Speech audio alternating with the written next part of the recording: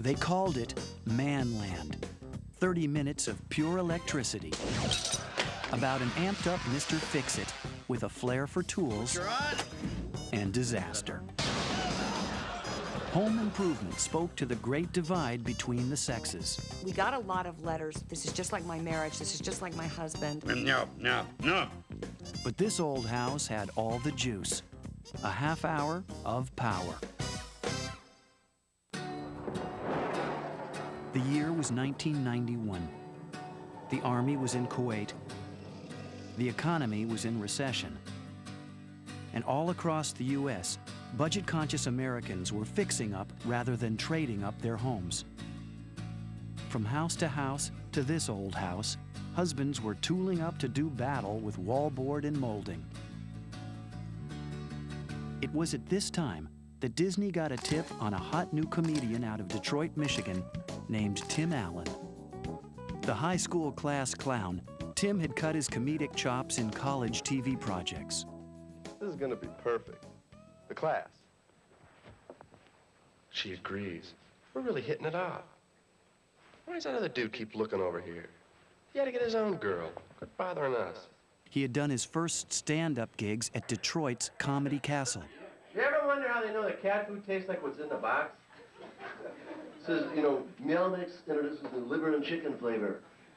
Seafood buffet flavor. Who's testing this stuff? Tim took what he had seen around the family dinner table and turned it into an act, a celebration of men.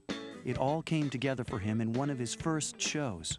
It was Akron, Ohio. I can't give you the date. It was what I used to think, it was like Scotch and sirloin night at the Goodyear Tire and Rubber Company banquet at a club in Akron. And no one was listening. They were just eating beef and drinking brown liquor.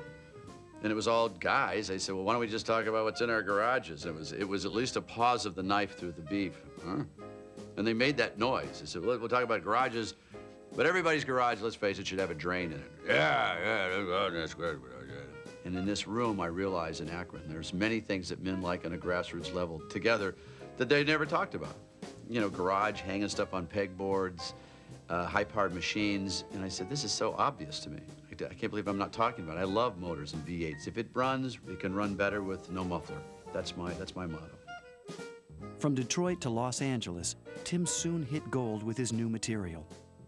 2 Showtime specials caught the eyes of Disney executives Jeffrey Katzenberg and Michael Eisner. They made him an offer he couldn't refuse, or so they thought. Went to one of these big conference rooms at the big long table. It was really intimidating. And they offered me a lot of stuff I didn't want. And as my attorney at the time said, there's no word more powerful in Hollywood than no. And it was really legitimate. He says, no, Jeffrey, but thanks. And it was like, wow. Get me a handgun and a grenade. Eventually, Disney's heavy artillery worked. Tim signed on for the show. But who would help him create it? Disney turned to veteran producer Matt Williams of The Cosby Show and co-producers David McFadzean and Carmen Finestra. We were kicking around the idea of the father as hero. Let's do a series. Let's put Dad, an all-American dad, at the center of the movie. The only problem was Matt wasn't so eager to work with Tim. As one of the executive producers on Roseanne, he had been burned by stand-up comedians before. Jeffrey said, okay, would you at least take a lunch? And I said, okay. So I went and had lunch with Tim. And within 30 seconds, it was like I was talking to a brother. We started trading stories about our wives, our childhood, growing up in the Midwest. You could just feel the chemistry. It was like we were in the writer's room already. In fact, Matt, walking out of that lunch, turned to me and he said, this will be a top 10 show. There was no question. It had a pulse already. And Tim's point of view dovetailed perfectly with a movement quietly brewing in America, the men's movement. It called for fathers and sons to walk tall, to accept their primal maleness, beating drums and dancing around campfires in the night. Robert Bly's bestseller, Iron John, A Book About Men, would become a sort of research handbook for the writers. Iron John did not inspire the series, but it informed the series. That book said that men, since the Industrial Revolution, are lost. In the agricultural community, you work side by side with Dad. You learned how to be a man by being next to Dad. Well, now Dad's out of the house all day. Dad's away. So who is there to teach you how to be a man? What I think we were doing was simply trying to show how men thought and why men and women have difficulty understanding each other. We actually were sitting in a room one time and asking each other questions like, does your wife do such and so? And we go, yeah. We go, why does she do that? I don't know. Women are subtle. They send signals. Men never pick up on the signals. And finally, I forget who it was, but one of us looked at the other one and said, I know what this show's about. Men and women shouldn't live together. It just doesn't work. And then, you know, we all laughed and said, well, okay, what holds them together? And we said, well, let's be radical here and create a functional family on television. And it was a family that loved each other. So that would be the blueprint. Husband, wife, and kids split by two very different ways of looking at the world. All right, I'm gonna let you guys in on a little secret, all right? Women, as we know them, are born without a face. Listen to me. Women are like a Mr. Potato Head. Yes. Tim was trying to raise 3 boys. Yeah, we're gonna dance naked in the woods around a campfire and howl at the moon. And she was trying to domesticate 3 future husbands. So there was always a conflict on how do we raise these kids. No running in the... Brad! Cover the ball with both hands so you don't fumble. Go on. Tim. The series had been framed out, but it still lacked one key detail, a show within a show. Tim would be Tim Taylor, the accident-prone host of his own cable TV show, Tool Time. This old house and the whole Bob Vila thing was part of it. I wanted Tool Time to be like this old house on steroids, where everybody hated me.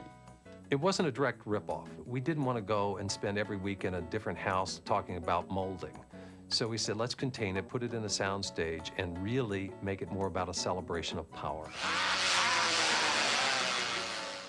Of course, the show couldn't be just about routers and drill bits and exploding dishwashers. They had to cast a family. The key was the role of Jill Taylor, Tim's wife. Initially, it did not go to Patricia Richardson.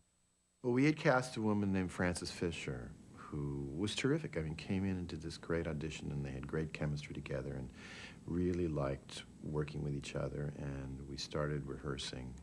But in her scenes with Tim, it seemed like she was pleading not to touch the dishwasher, which Tim wanted to power up. And the audience kind of didn't respond well to it. It was almost felt like they were saying, can you leave her alone? What are you, a wife beater? Come on. So we were sunk. At the last minute, the producers had to scramble for a replacement wife. An actress from a failed 1989 TV series caught their eye. 2 days before we were supposed to shoot the pilot, we saw a tape of Pat in an episode of FM, and we went, wow, this woman is strong and funny and dry and great. We wanted a strong wife. We wanted someone who would challenge him. We wanted someone who would hold him accountable. Pat Richardson is a very strong woman. She's a mother, which really helped. But Pat had a small concern. She had just given birth to twins. You know, I just was coming in going, guys, I'm nursing twins every 2 hours. I cannot start working tomorrow. I mean, they wanted me to work the next day and spend 4 days and go in front of an audience and shoot this thing. She came in, got her script, went through her blocking, and we had our first run through.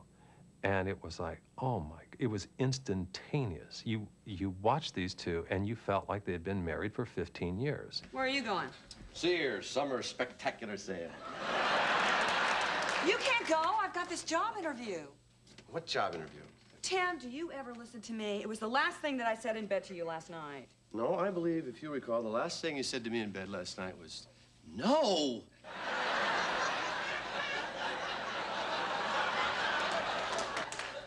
You're thinking of tonight.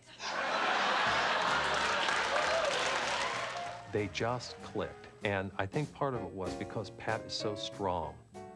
Because Tim, with more power, you know, if he didn't have a strong foil, he would have really come off as kind of a creep. But she kept him in check. In fact, Tim soon found out that Pat knew how to throw her weight around, literally. I was so intimidated by her strength Well, I was so huge. I had like a 38D happening, you know? I'm producing a half gallon of milk a day at this point for twins. And the pilot, he was supposed to wrestle me down on the couch. She pushed me down and jumped over the couch and pinned me. And there's no way I could get her off of me. And I said, this is embarrassing, and your knee is in my groin. So we had to kind of pretend, you know, he kind of wrestles me down. But, you know, I was pretty strong. Let me up! The honeymoon would be a while in coming, for Tim and Pat were no newlyweds. It was like kissing your aunt. I don't know what your aunt's like, or your uncle.